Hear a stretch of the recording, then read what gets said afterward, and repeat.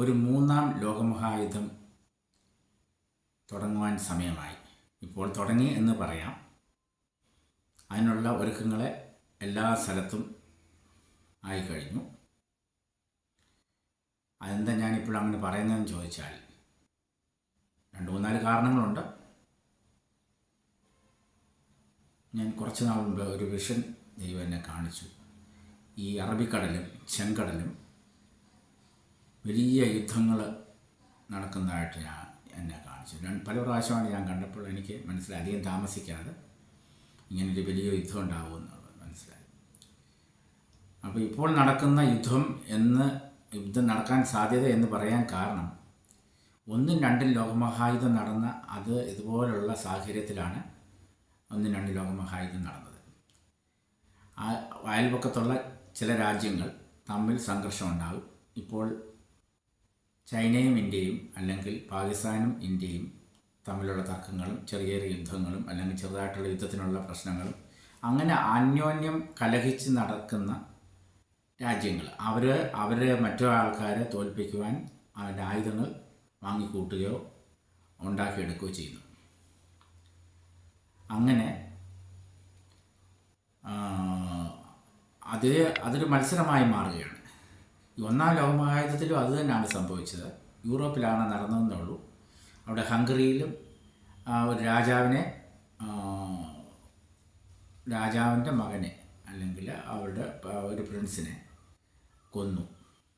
അപ്പോൾ ഇങ്ങനെ തമ്മിൽ പ്രശ്നങ്ങൾ ഉണ്ടായിക്കൊണ്ടിരിക്കുവാൻ ഒരു തീപ്പൊരിയാണ് അവിടെ ആ സംഭവം നടന്നത്. ഒരു തീപ്പൊരി കിട്ടിയാൽ മതി. അന്യോന്യം കലഹിച്ചുകൊണ്ടിരിക്കുന്ന പല രാജ്യങ്ങൾ ആ സമയത്ത് ഒരു വലിയ തീപ്പൊരിയോ അല്ല ചെറിയൊരു തീപ്പൊരി കിട്ടിയാൽ അതിനെ ആളിക്കത്തിക്കാൻ തയ്യാറായിരിക്കുകയാണ്. ഇന്നിപ്പോൾ നടക്കുന്നത് അത് തന്നെയാണ്.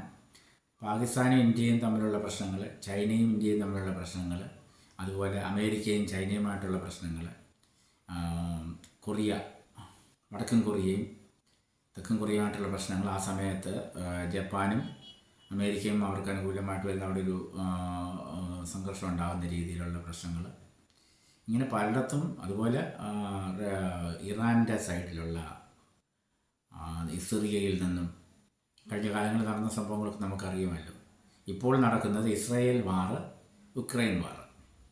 യുക്രൈൻ വാറിനെ കുറിച്ച് പറഞ്ഞാൽ റഷ്യ അതിനകത്ത് പങ്കെടുത്ത് അതിൽ വാറിൽ പങ്കെടുത്ത് റഷ്യയും യുക്രൈനുമായിട്ട് അത് സംഘർഷത്തിൽ വന്നുകൊണ്ടിരിക്കുന്നു. അപ്പോൾ യൂറോപ്യൻ യൂണിയനും അമേരിക്കയും വേറെ ചെയ്ത് നിന്ന് അവരെ സഹായിക്കുകയും അല്ലെങ്കിൽ യുക്രൈനെ സഹായിക്കുകയും അതൊരു മനസ്സിൻ്റെ ഉള്ളിൽ അല്ലെങ്കിൽ അവരുടെ രീതിയിൽ അവർക്കൊരു ആളിക്കത്തലുണ്ടാകുന്നു.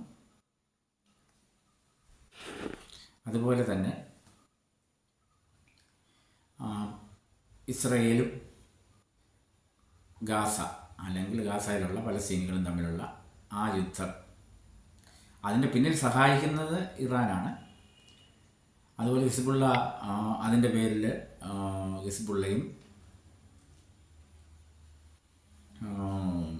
ഹൂതികളും അതിൻ്റെ പേരിൽ ഇസ്രായേലിനെതിരെ പ്രശ്നങ്ങളുണ്ടാക്കുന്നു. അപ്പോൾ അമേരിക്കയും ബ്രിട്ടനും നേരിട്ട് പങ്കെടുത്തില്ല എങ്കിലും ഇതിലേക്ക് ഇൻഡയറക്റ്റായിട്ട് ഇറങ്ങേണ്ടി വരുന്നു. അത് ഹൂതികൾക്കെതിരെ അവർ ആക്രമിക്കുന്നു. ഇങ്ങനെ ഈ മിഡിൽ ഈസ്റ്റ് മൊത്തമായി കലങ്ങി മറിയുന്ന ഒരു സംഭവത്തിലേക്ക് വരികയാണ്. ഇത് യുദ്ധത്തിലേക്ക് തന്നെ പര്യവസാനിക്കത്തുള്ളൂ. വലിയ യുദ്ധത്തിലേക്ക് പര്യവസാനിക്കത്തുള്ളൂ. ഇത് രാജ്യങ്ങൾ 2 ഭാഗത്തേക്ക് ചേരുകയാണിപ്പോൾ.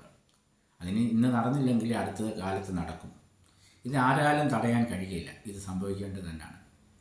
കുറച്ച് വർഷങ്ങൾക്ക് കൊണ്ട് തന്നെ പല പ്രാവശ്യം നടക്കേണ്ടതായിരുന്നു. അതിനെയൊക്കെ മുന്നോട്ട് പോയി ഈ ഒരു അവസ്ഥയിലേക്ക് വന്നിരിക്കുകയാണ്. ഇപ്പോൾ എല്ലായിടത്തും സംഘർഷത്തിൻ്റെ ഭീതിയാണ് വന്നുകൊണ്ടിരിക്കുന്നത്.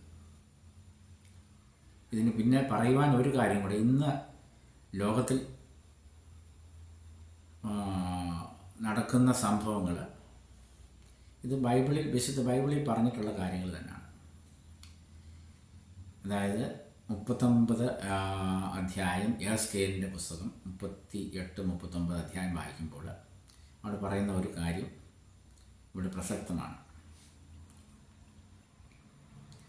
ആ വാക്യം ഇങ്ങനെയാണ്: റൂസ്, മേശക്, തൂബൽ എന്നിവരുടെ പ്രഭുവായ ഗോഗേ, ഞാൻ നിന്നെ.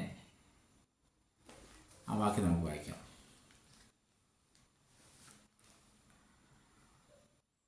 യഹോവ കർത്താവ് ഇപ്രകാരം അരുളി ചെയ്യുന്നു: റോസ്, മേശക്, തൂബിൽ എന്നിവയുടെ പ്രഭുവായ ഗോഗെ, ഞാൻ നിനക്ക് വിരോധമായിരിക്കുന്നു. ഞാൻ നിന്നെ വഴിതെറ്റിച്ച് നിന്നിൽ ആറിലൊന്ന് ശേഷിപ്പിച്ച് നിന്നെ വടക്കേ ദേശത്ത് നിന്ന് പുറപ്പെടുവിച്ച് ഇസ്രയേൽ പർവ്വതങ്ങളിൽ വരുത്തും.